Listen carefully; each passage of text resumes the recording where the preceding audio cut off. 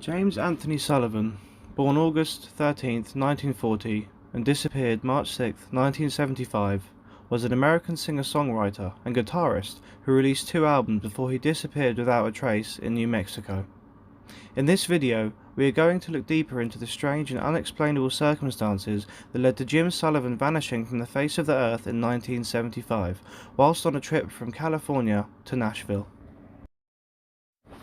A 6'2" singer and songwriter known as Sully, with a magnetic personality and a handlebar mustache, who was known for his dramatic psych folk songs that were spacious, cinematic and mysterious. His social circle also included actors and hangers-on of Hollywood. He had a few brushes with fame, including an uncredited part in the Easy Rider movie with famous actor Dennis Hopper. In 1969, he released a debut album known as UFO, where he sang of mysterious things such as empty highways, extraterrestrial life, and an Arizona ghost town. 6 years later, 35-year-old Sullivan disappeared in Santa Rosa, New Mexico, with no trace found of him. Jim Sullivan left Los Angeles on March 4th, 1975, to drive to Nashville alone in his Volkswagen Beetle. The next day, after being cautioned by a highway patrol officer regarding his driving, he checked into the La Mesa Hotel in Santa Rosa, New Mexico. But later reports suggest that he didn't sleep there, as he left a bottle of vodka that he bought at the local store and his room key inside the room.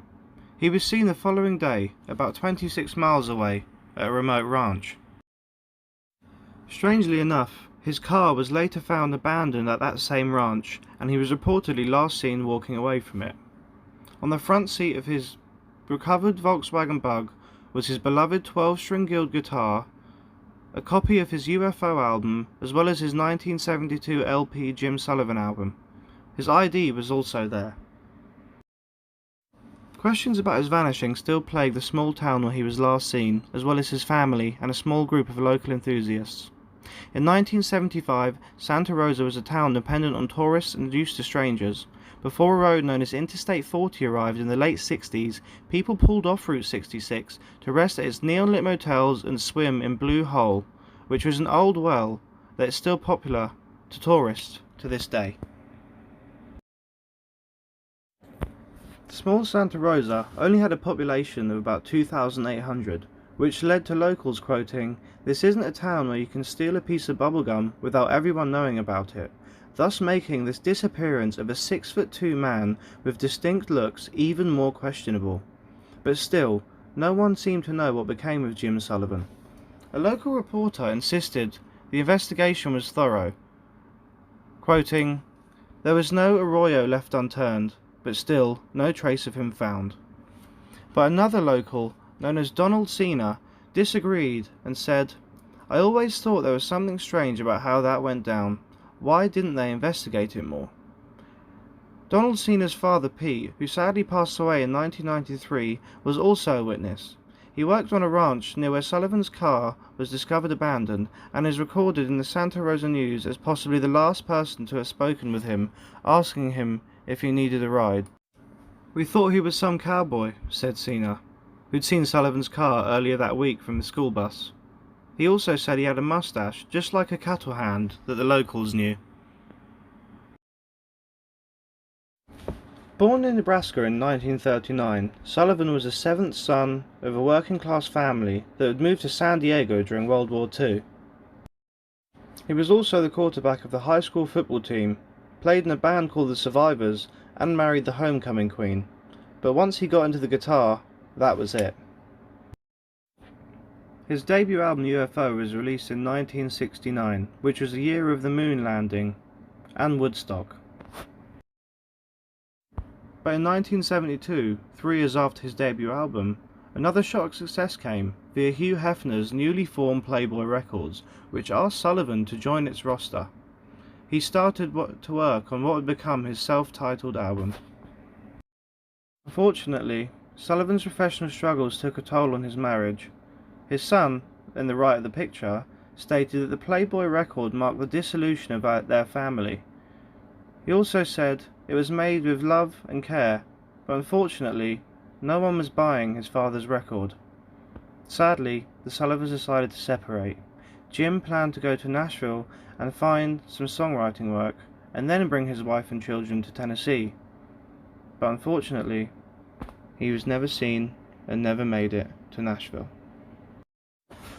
On the day his father left, Chris Sullivan said he went up to his father and said, "Okay, we'll see you later," and shook his hand. He said that the last thing he said to his father was drive safe.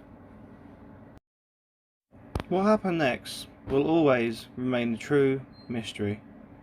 Barbara Sullivan, who died unfortunately in November 2016, attempted to piece together her findings of what happened to her husband. On the 5th of March 1975, Barbara Sullivan got a call from Jim telling her he was alright. She had no reason to think otherwise, as he'd only left the day before.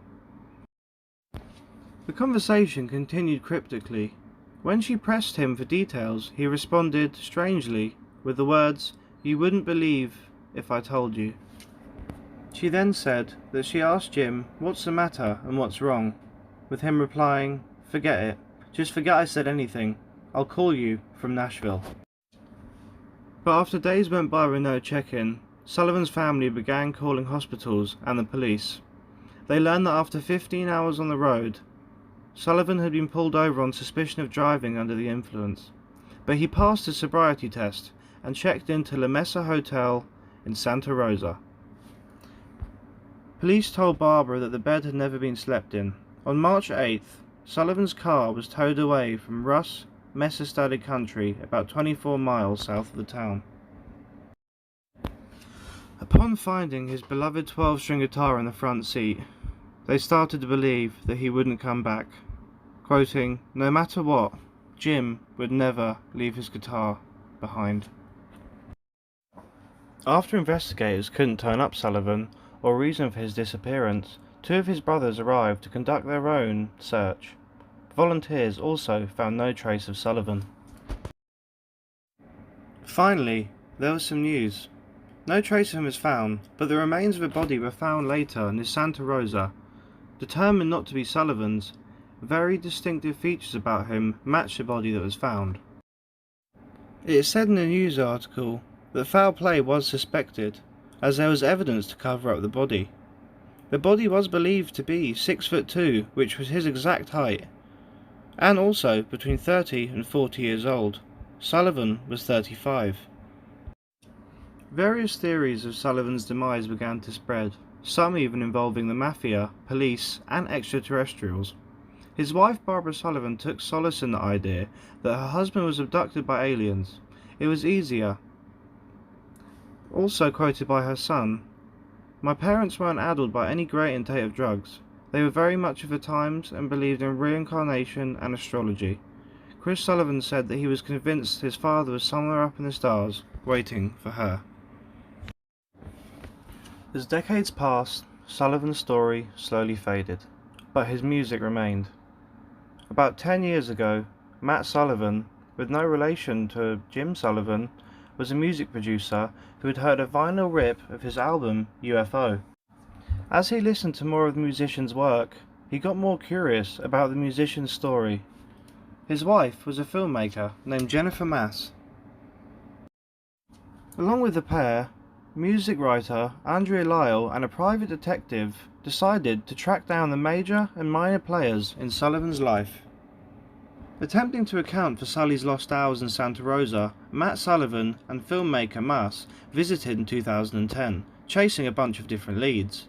A gas station worker told the police that Jim Sullivan had actually asked for directions back to California. In Santa Rosa, locals still recall the search parties and the rumours surrounding the mysterious drifter. From time to time, guests at La Mesa will request a room where Jim Sullivan never formally checked out. Unfortunately, the room is now used for storage, said the proprietor, Mike Gallegos, who took over the hotel in 1999. Friends didn't view Sullivan as suicidal, as previously stated. Despite his hardships, no one could explain why he had driven instead to a remote area or why he refused Mr. Senior's offer of a ride in the cold desert winter. A popular quote that was stuck with the case was, "I think he stumbled into something or someone that was unforgiving." It's kind of poetic to picture him still walking out there somewhere, but something happened. The only things that survive of Sullivan are a son and his music. Thank you so much for watching. Please like, subscribe, and comment what you think about the case and your opinions on this unbelievable and astonishing disappearance. To this day, the case remains unsolved.